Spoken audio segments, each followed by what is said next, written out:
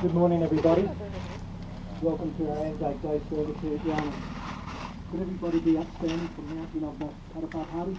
Thank you.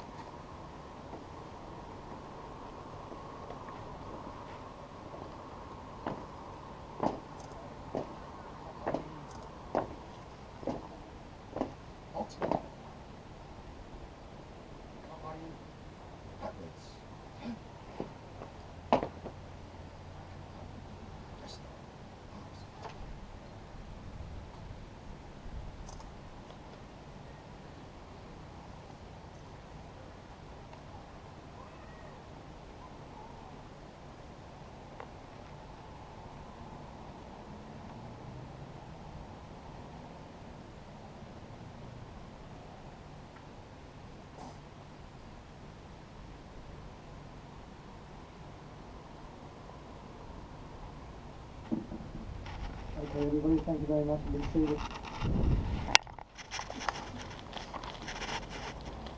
This day marks the 100th anniversary of the ANZAC Yarraman. Like hundreds of thousands of other fellow citizens who gather at memorials in cities, suburbs and towns like ours all across Australia, we are come to commemorate one of the most significant events in our national calendar. ANZAC Day is a great Australian New Zealand tradition. It is celebrated all over the two nations.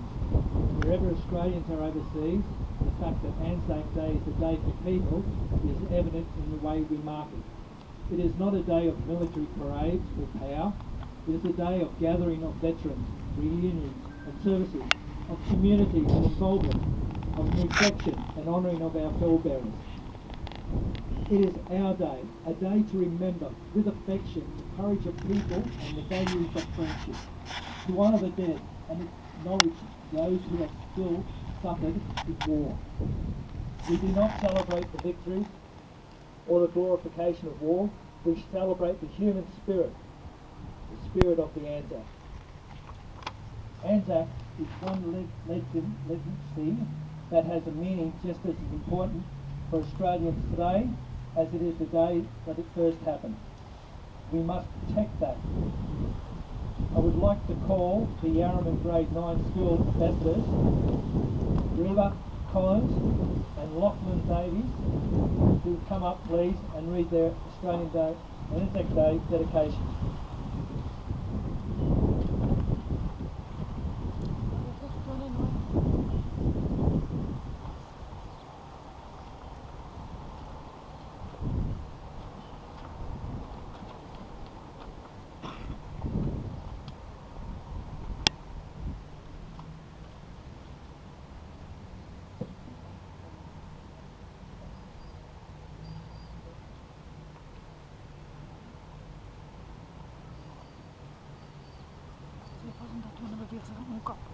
Beweeg jou tone. On this day, the Australian and New Zealand Army Corps, ANZAC as it came to be known, received its baptism of fire and became one of the immortal names in history. We who are gathered here think of the comrades who went out to the battlefields of the First World War, Second World War, Korea, Malaya, Vietnam, Iraq and Afghanistan, but did not return. We wish to be worthy of their great sacrifice. Let us therefore dedicate ourselves to the service of the ideals for which they died. Let their memory inspire us to work for the coming of a new light into the dark places of the world. This meeting reaffirms its admiration of the magnificent heroism, self-sacrifice, and endurance of the sailors, soldiers, airmen, and nursing systems in Australia and New Zealand, who, on the first ANZAC Day and throughout the Great War of 1914-1918, conferred a glory on Australia and New Zealand that will never fade. This meeting observes that the lofty ideals of service of the ANZAC pervaded the dauntless spirit of Australia's gallant sons and daughters who, during a period of 6 years of fierce and intensive warfare on land, on sea, and in the air, from 1939 to 1945. Gave such heroic and self-sacrificing service in the cause of liberty, the same lofty ideals of service were exemplified in the Korean, Malayan, Borneo, Vietnam, Somalia, Timor, Iraq, and Afghanistan campaigns and other peacekeeping operations throughout the globe. This meeting voices his heartfelt sympathy with the relatives of those who, during the war, made the supreme sacrifice. This meeting gives us assurance that those who are fallen shall be held in sacred memory, and that those who have survived the horrors of war will ever be honoured and remembered with gratitude by people whose homes were not forced to serve, that our freedom and our free institutions under the Commonwealth of Nations might survive. On the 100th anniversary of the immortal landings of Gallipoli, this meeting of citizens of the Yarraman district expresses its loyalty to the Commonwealth of Australia. Thank you. Isn't it nice to see something like that? I have an Australian Day address that's going to be given by Sergeant Gavin Wilson, and I'll hand it over to him now. Thank you.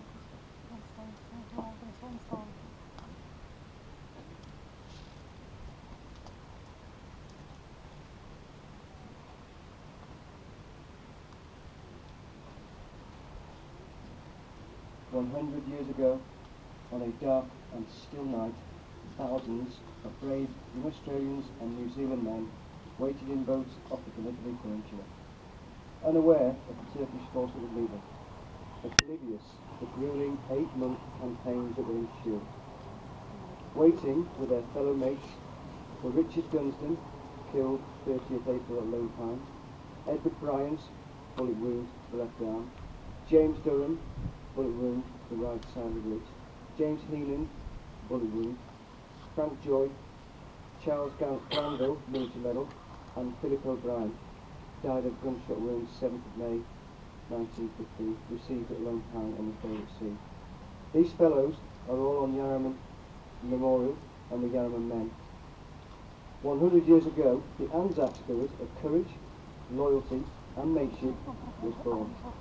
100 years ago, more than 26,000 Australians became casualties of war, and 8,141 made the ultimate sacrifice. At Gallipoli, the Australians were first ashore. The New Zealanders went ashore later in the mid-morning. Although they went separately, the mayhem on the beaches and the immediate heights meant that when they went ashore, the New Zealanders merged with the Australians, so you couldn't tell one from the other. Thus was galvanised the tradition of ANZAC. At its core is a mateship, a recognition that no matter how much we might want to beat each other on the rugby field or netball court, that at the end of the day we share more in common than we do in difference.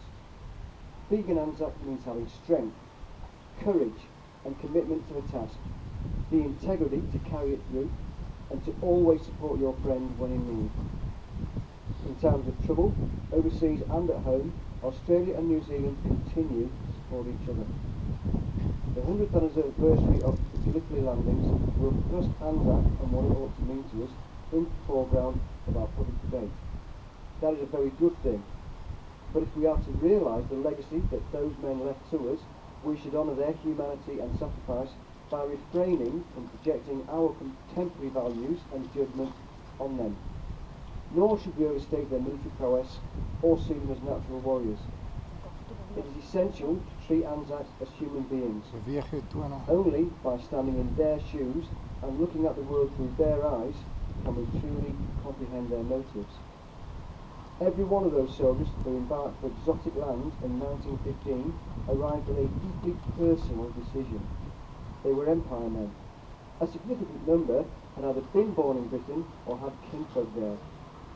They inhabited a world in which duty to crown and the empire were honourable and instinctive impulses. Moreover, they were citizens of a new country. Fears about invasion and security loomed large in their minds. Indeed, the quest for a common defence was one of the primary motives of those who formed the Commonwealth. They were men of their time, not ours. The pressures of a rapid globalisation and the associated rudimentary training meant that the ANZACs were unprepared for what they first experienced on the 20th of April 1915. In the enormously ambitious amphibious landing at Gallipoli, Australian forces were to learn the hardest of lessons, the loss of Australian lives as a result of tactical mistakes.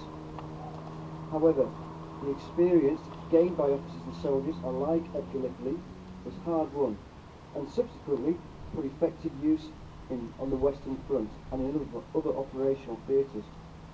The increasingly innovative use of combined arms, coupled with the skill with which they fought, meant Australian forces had far more success in these battles. By the end of World War I, the Australian Army had forged a reputation of one of the most successful fighting formations. Much of the Australian Army's later success can be traced back to a definitive start point and the bloody lessons learned there, Gallipoli. In 1934, Mustafa Atatürk, the first Turkish president and the former Turkish commander, penned the following words to one of those who perished at Gallipoli. Those heroes that shed their blood and lost their lives, you are now lying in the soil of a friendly country. Therefore, rest in peace. You, the mothers who sent their sons from faraway countries, wipe away your tears. Your sons are now lying in our bosom and are in peace. After having lost their lives in this land, they have become our sons as well. We take comfort in these words as we stand here today, knowing that those men who fell on foreign shores 100 years ago, and all those who have served and lost their lives since, are cherished and their memory tenderly preserved. Ladies and gentlemen, we stand here today to pay tribute to the great brave men of Gallipoli and all those who have followed in their footsteps, to commemorate and give thanks to all Defence Force personnel. Over the past 100 years, 1.5 million Australians have served our great nation, and more than 102,000 men and women have given their lives for our freedom. We acknowledge their loss. We acknowledge their courage. We acknowledge their endurance, their mateship, their love of country, and their good humour. These are the hallmarks of Australian servicemen and women, past and present. To them we express our gratitude, our love, and our promise that we will remember them, lest we forget.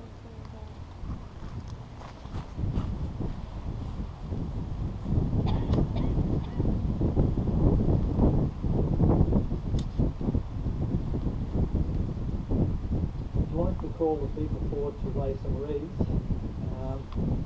The first one is for World War I and World War II. To lay a wreath. Paul?